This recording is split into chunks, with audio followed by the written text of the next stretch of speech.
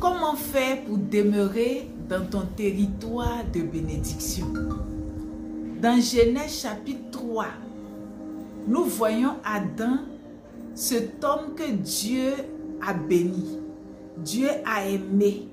Avant qu'il ne vienne, avant que Dieu ne le crée, Dieu prend le temps de créer un beau jardin. Et Dieu a pourvu pour le bonheur d'Adam. Dieu a tout prévu pour qu'Adam ne manque de rien.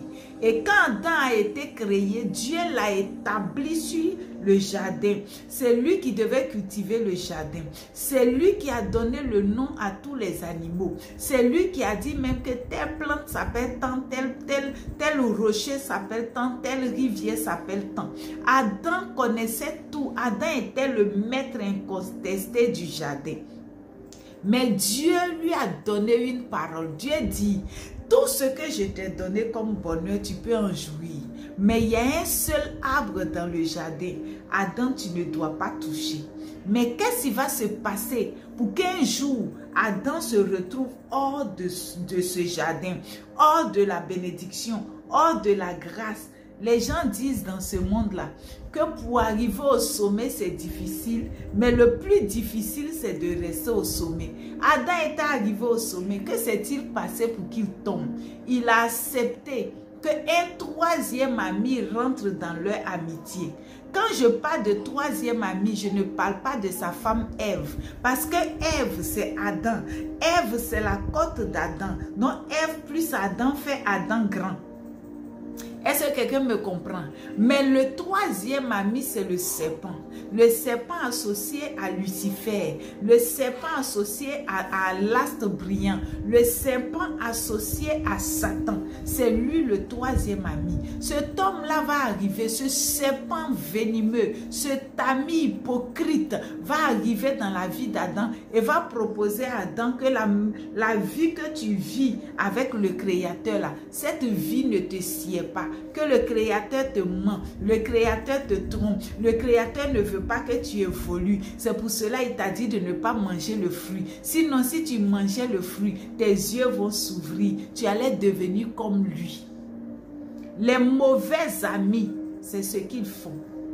Ils viennent pour te faire sortir de ton confort, pour te chasser de ton domaine, pour t'enlever de ta gloire, pour t'enlever de ta royauté. Et leur objectif, c'est de prendre ta place. Mais dans leur cœur, ils ne t'aiment pas. Mais sur le visage, ils te présentent un sourire et ils te donnent des conseils qui te font croire qu'ils veulent ton bien.